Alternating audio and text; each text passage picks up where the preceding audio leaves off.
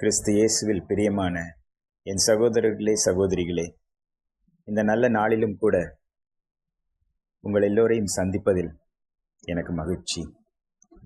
இந்த நாளிலும் கூட ஆண்டவர் என்ன பேசுகிறார் பார்ப்போமா? உங்கள் கூட பேசினாரா? இன்னைக்கு காலையில் நீங்கள் என்ன சொன்னீங்க ஆண்டவர்கிட்ட? ஆண்டவரே, எங்களோட பேசுங்க, உங்களுடைய வார்த்தையை நாங்கள் கேட்டுக்கிறோம் அப்படின்னு சொன்னீங்களா? சரி, இன்னைக்கு என் கூட பேசினாரு. என்ன சொன்னாரு?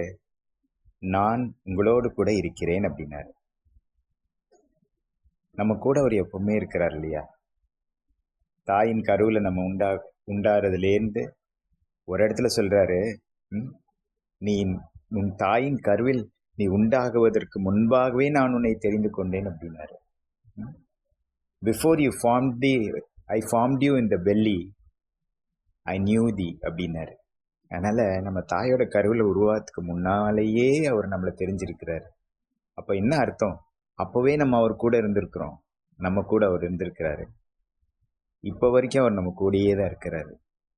துன்பப்படுறோமா, கஷ்டப்படுறோமா, வேதனைப்படுறோமா, சந்தோஷப்படுறோமா, என்ன செய்வதனே தெரியாமல் திகைத்து நிற்கிறோமா, வேலை இல்லையே, உடல் சுகம் இல்லையே, என்ன செய்வது, அடுத்த நேரத்திற்கு நான் என்ன செய்வது, அடுத்த வேலைக்கு நான் என்ன செய்வது, இயேசுவே எனக்கு உதவி செய்தல்ல உண்மை. எவ்வளோ பேர் நீங்கள் மனசில் ஆண்டவரை நோக்கி வெளியில் இல்லைனாலும் உள்ளேயே நீங்கள் கண்ணீர் வடிச்சிட்டு இருக்கிறீங்க? உங்களுடைய கண்ணீரை பார்க்குறவர் இல்லையா அவரு?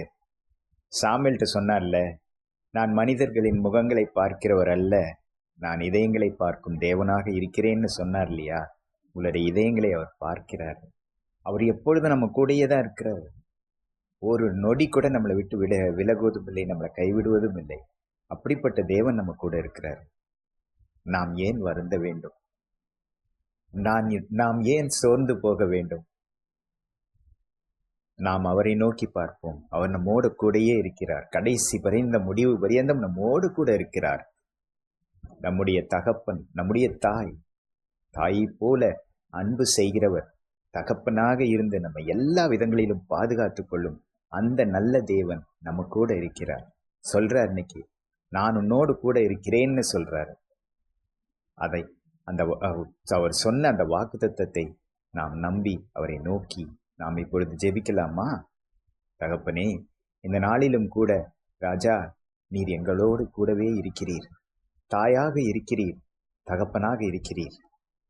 நன்றி நன்றி நன்றி என்று சொல்வதற்கு உம்முடைய பிரசன்னத்தில் நாங்கள் நின்று கொண்டிருக்கிறோம். ஆம் தகப்பனே, எவ்வளவோ துன்ப வேளைகளை நாங்கள் கடந்து சென்றோம். எவ்வளவோ இக்கட்டான நிலைகள், எவ்வளவோ வெளியே சொல்ல முடியாத நிலைமைகள், எல்லாவற்றிலும் நீர் எங்களோடு கூட இருந்தீர், எங்களோடு கூட இருக்கிறீர், எங்களோடு கூட இருப்பீர். நீர் எங்களை பாதுகாத்து கொண்டிருக்கிறீர். உமக்கு நன்றி, இதயத்தின் ஆழத்திலிருந்து நன்றி. தாயாக இருந்த அந்த இரக்கத்திற்காக உமக்கு நன்றி. தகப்பனாக இருந்த எங்களை பாதுகாத்தமைக்காக நன்றி. எல்லாவற்றிற்காகவும் நன்றி.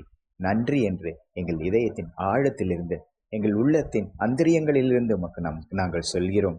தூயவரே, இந்த நாளிலும் கூட எங்களோடு கூடவே இருந்து எல்லா காரியங்களிலும் எங்களை வழிநடத்தியல்லும். எங்கள் குடும்பத்தின் தலைவர் நீர்.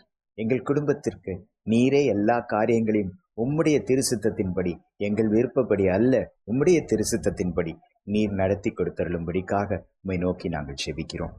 நன்றி என்று கூறி நாங்கள் இந்த ஜெபத்தை உம்முடைய திருமகனும் எங்கள் மீட்பருமாய் இயேசு கிறிஸ்துவின் ஈடிணையற்ற நாமத்திலே உம்மை நோக்கி நாங்கள் தாழ்மையோடு கூட வேண்டி மன்றாடுகிறோம்.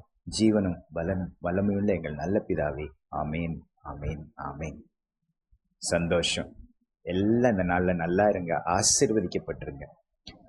ஒரு நொடி எடுத்துக்கொண்டு கமெண்ட் பாக்ஸில் ஆமேன் என்று சொல்லி ஒரு லைக் போட்டு, நம்ம போல உள்ளம் உடைந்தவர்களுக்கு அனைவருக்கு, நம்முடைய நண்பர்கள் உறவினர்களுக்கு இந்த பதிவை ஷேர் பண்ணி அதை நீங்கள் அவங்களுக்கு அனுப்புனீங்கன்னா அவங்களுக்கும் ஒரு ஆசீர்வாதமாக இருக்கும். இறைவன் உங்களை ஆசீர்வதிக்கட்டும். ஆமேன்.